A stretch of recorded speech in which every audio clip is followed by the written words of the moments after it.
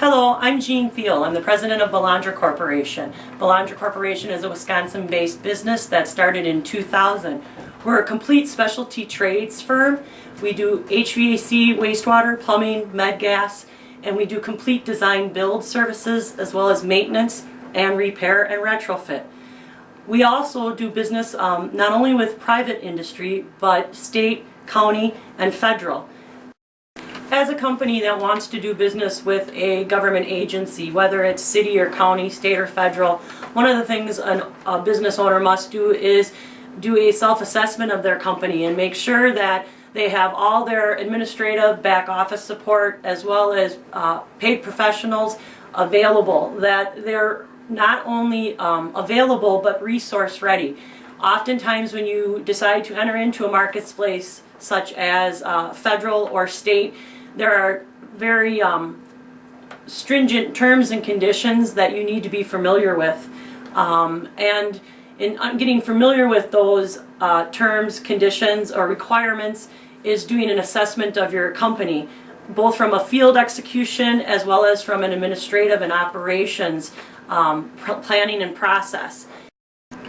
Examples of having administrative operational supports services in place would be proper bookkeeping systems, proper billing systems, safety directors, safety protocols, quality control assurances, insurance requirements, bonding capacities, financial lines of credit, adequate project management, and contract administrators to deliver the particular contract or contract opportunity.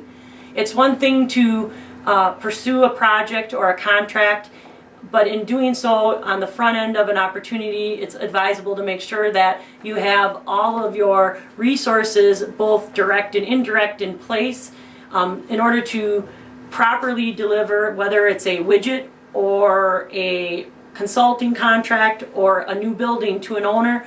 It's knowing what elements will need to be in place in your business as well as in your execution of the contract to make it a quality, on-time, competitive end product.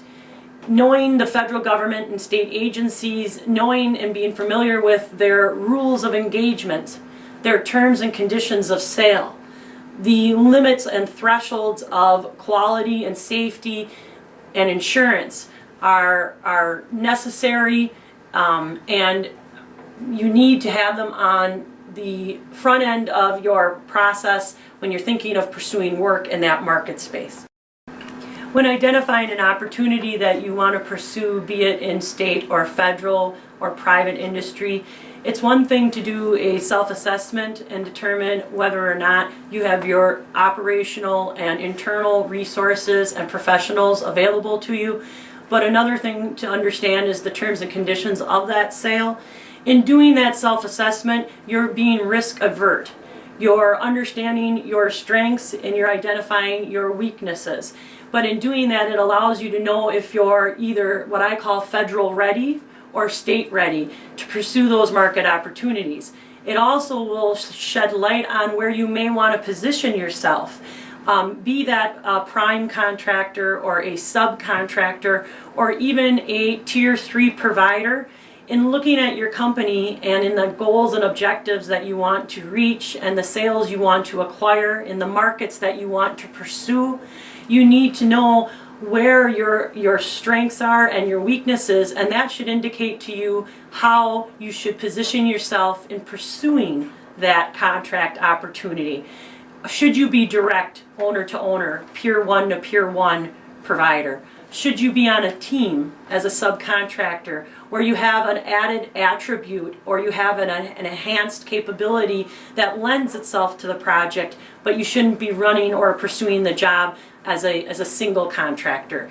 These are things that you can look at and ask yourself about your company and to determine not only if you're ready to enter that contract or that federal space, but also when in which you should say no to a particular contract or opportunity. Sometimes saying no to a contract or opportunity will lend itself to another opportunity not yet ventured.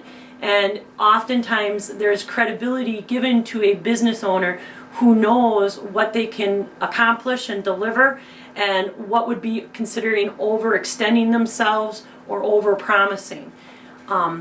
Oftentimes people will say, when do you know to pursue a contract, or when do you know to decide not to? And there are some key indicators. Some of my go or no-go statements would be, if I don't understand the terms and conditions of the contract, if there's vague terms and deliverables, that is no place to enter into a contract with a government agency. If there's not a clear understanding of my role and the scope of the opportunity, I will venture to not pursue it. And sometimes gut instinct, knowing in your heart that it is not ready for the right time for maybe your business or the right opportunity for your company, but that later on, that no may allow you to have an ability to pursue the project when you're ready. As any business owner, you want to grow and expand your sales, your market, your client base, and at times you want to reach beyond your own means to that next level. And in doing so, I highly recommend a self-assessment of your company. But if you find that there is a resource or a deliverable that you can't deliver with your own resources, that's a situation that it may not be a limiting factor. It actually may be an opportunity to partner or team. I've built my company around joint ventures and teaming and partnering. At different stages in one's business, you have different resources and capacities. And yet every opportunity that presents itself isn't not necessarily timed to the right moment that you're in your business.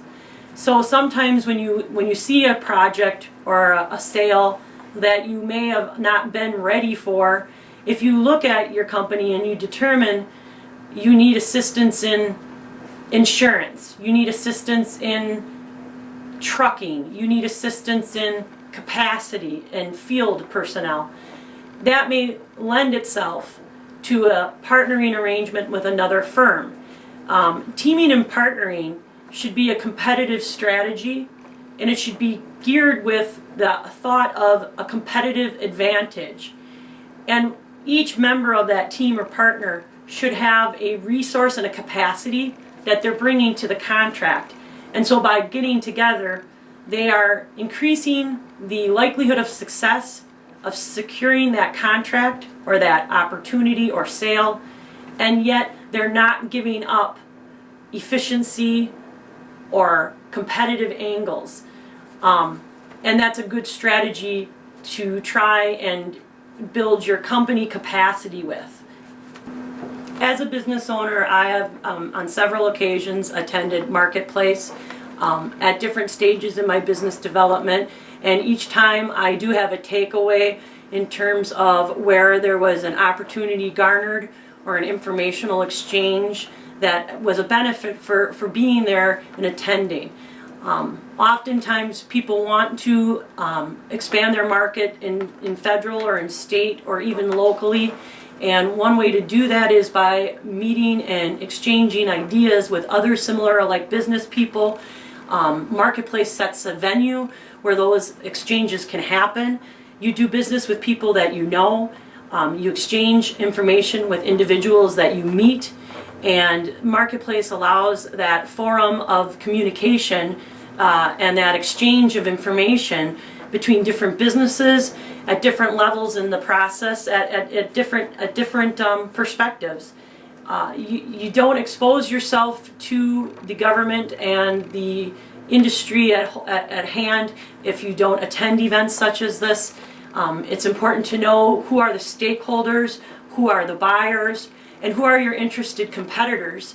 And by going to an environment like Marketplace, you submerge yourself in that information and in that industry. And if you want to be a part of government and business and what's going on today, Marketplace is an event that brings a lot of people and a lot of businesses in, and it's a good place to have that exchange, even if it's just the exchange of ideas.